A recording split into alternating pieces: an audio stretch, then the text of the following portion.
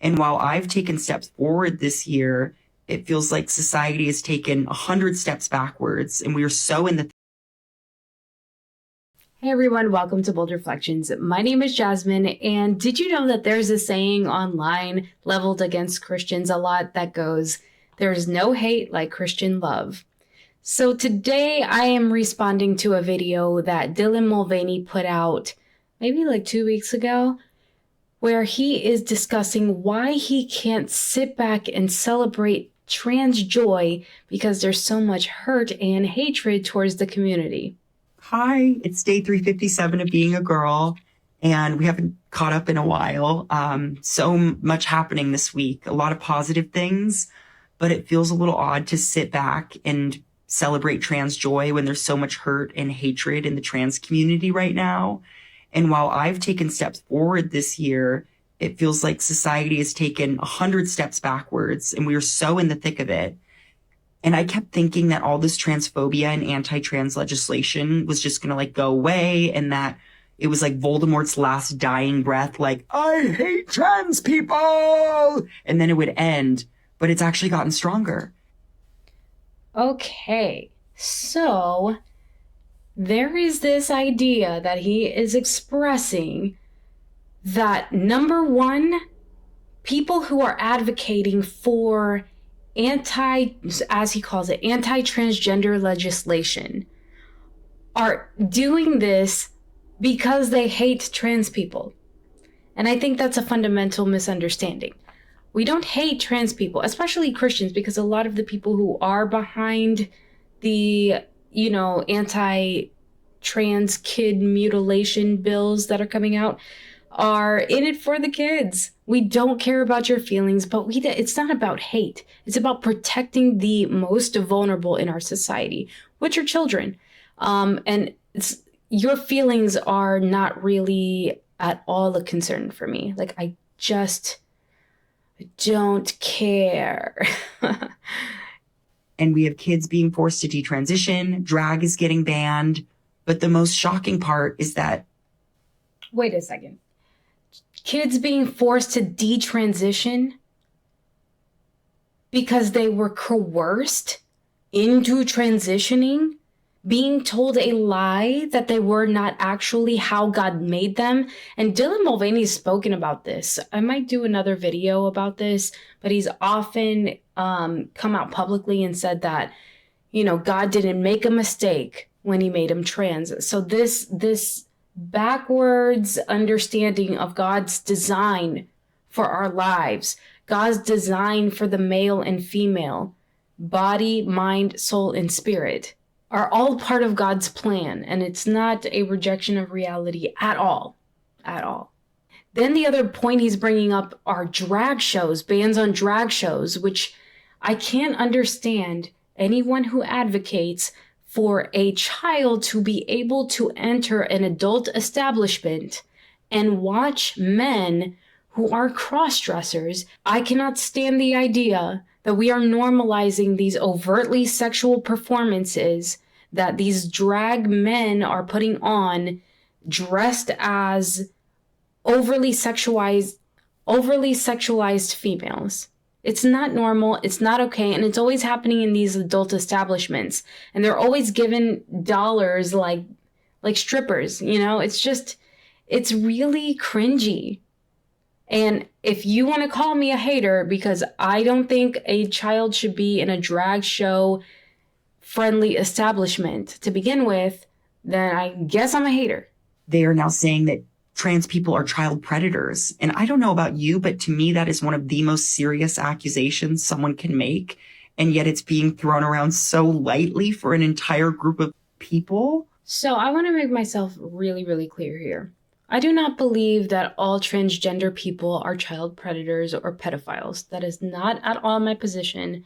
But what I will say is this push for transgenderism is leading vulnerable children into destruction and into the hands of child predators and into the hands of people who do not have the child's best interest at heart, but they're in it for some kind of sexual gratification or monetary gain or perhaps some kind of status. Transgenderism needs to be mocked. Transgenderism needs to be fought out of the culture, because anytime you reject God's design, and I will say God's design because Dylan also says God's design for his life is that he's transgender. So it's important that we fight that. It's important that we argue against that. But furthermore, we need to understand that the bigger picture is protecting children and not the supposed harm and hatred towards transgender adults. Comments on my posts that are like, stay away from my kid, you're a groomer, pedophile. And I can't even believe I have to say this right now. I don't want to be friends with your children. If they enjoy my content, then great. But if you need to block me, then so be it. But those comments and labels, like, it makes me feel sick to my stomach and it breaks my heart. Like, how did we get here? Okay, so I get that, right? I get that. If he is not actually a groomer or a pedophile, I don't know. The groomer thing might stick, but the pedophile thing, I don't know. I don't know. That is a pretty serious accusation. Although being a child groomer is also a very serious accusation. But how is it not grooming children when you wear a shirt that says protect trans rights? I think that's what it was, but it was a shirt that was pro trans kids' rights. You sit in the White House and you advocate for legislation that allows transgender clinics to prey on young children, young vulnerable children, for monetary gain. And not to mention, Dylan, as somebody who has amassed a large, and I mean very large, in the millions of followers on TikTok, you are directly influencing the way kids view transgenderism. You're doing that with this whole charade that you got going on for the days of girlhood. Not only that, but the whole girlhood thing. It's not even woman, it's girl. That's a very specific population. Girl is a child. Girl is not a woman. Women and girls are not the same. Okay? So the transition to girlhood, you have to understand that that's getting into creeper territory now. So I don't know. I think he needs to kind of wake up and smell the roses here. I think it's kind of a victimization thing. Like, oh, poor me. They're calling us pedophiles, but we're doing these pedophilic weird things. I'm not saying Dylan is. I'm saying the movement. Oh boy. And yet it's being thrown around so lightly for an entire group of people. Like, hello? I see these comments on my posts that are like, stay away from my kid, you're a groomer, pedophile. And I can't even believe I have to say this right now. I don't want to be friends with your children. If they enjoy my content, then great. But if you need to block me, then so be it. But those comments and labels, like, it makes me feel sick to my stomach and it breaks my heart. Like, how did we get here? And if your kid comes to you and says, oh, I want to be like Dylan Mulvaney, plot twist, that might not mean that they're trans. That just might mean that they want to make people laugh or wear pink or try new things. Or even if they do come out as trans, I'm not the reason for that. It isn't a choice. We were born this way. And some of us confront it at different times. Ooh, I'm tired, and I can only imagine how tired the folks who talk about this every day must feel. And I kept questioning why all trans people had to be activists for the community. And now I know why. It's because we don't have the luxury not to be. Like, the current state is so bad that we need all hands on deck. And these conversations still make me uncomfortable, but I'm trying.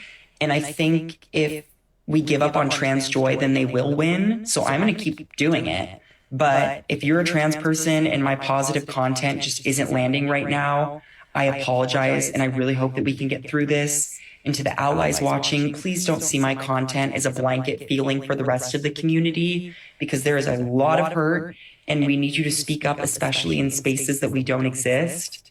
Like, I think the best friends are the ones that stand up for you even when you're not in the room. And that is what I need you to be for us right now. So this man's message is that he's so tired. I can't imagine how all the other people who have to talk about this every day, how tired they must be, right? And if transgender people aren't becoming activists, then we who oppose transgenderism will win. Well, I agree with that. But I don't think you're gonna win. And here's why. Because this, at its core, and I say transgenderism, is spiritual warfare. It's spiritual destruction. It's taking God's design for your life, and he made you a male or he made you a female. You have 2 X chromosomes, you have an X and a Y, whatever it is, and that is who you are. You were born that way. It was not assigned at birth. It was discovered at birth, or it was discovered before birth during an ultrasound or a blood screen. God did not make you transgender. We're all meant to carry a cross. For some people, the cross that they must carry is maybe gender delusion. That is the sin that they are drawn to. That is the sin that burdens their soul. And if you give in to that sin, you will destroy yourself. You'll end up taking hormones and destroying your body that way, or you're ending up getting surgeries and you're cutting off your natural body parts because of the delusion, because of the burden you have to bear, the cross that you have to bear. Some people have to bear other things like same-sex attraction or gossiping, or they have addictions, or they have depressions, or whatever it is, whatever the cross is, we are called to carry our cross and follow him. That doesn't mean give into the delusion and say it's all part of God's plan, because that's not what it is. Sin is not part of God's plan. So, I don't know. I think this guy's pretty confused. And he goes on to say that the best friends that you can have as a trans person are the people who will stand up for you when you're not in the room. And I would say those are your worst enemies. They do not care about your soul. They do not care about the destruction that you are leading yourself into. They are encouraging your spiritual demise. They're feeding a delusion, because we all know nobody is fooled by this. Nobody's fooled by this. Just some people appease you for their own reasons. I think the best friends that you have, Dylan, or any trans person watching, are the ones who are telling you that what you're doing is destructive and you need to get a grip on reality and pray to Jesus that he changes your heart and soul so that you can realize it before it's too late. Gender affirmation, as it's being used today, telling a person that they are indeed the opposite gender because they feel like it and they've always felt like it. No. It's a lie. It's a lie, and it will get you nowhere except in a deep, dark depression. And you might not be, you can delude yourself for a while, chasing happiness, so to speak. But in the end, there's no such thing as trans joy. Joy can only come from the Lord, and all we can do is keep up the fight to protect children, call out the lies of the culture, and pray for the people who are living in spiritual death right now. So the other day, I stood in solidarity with the Muslim mother who exposed Jeffrey Marsh and ended up receiving some pretty vile death threats over it. If you're interested in seeing my response to that video, you can go ahead and click on this video and check it out. That is all I have for you guys today. Thanks for joining me on today's Bold Reflection, and as always, God bless.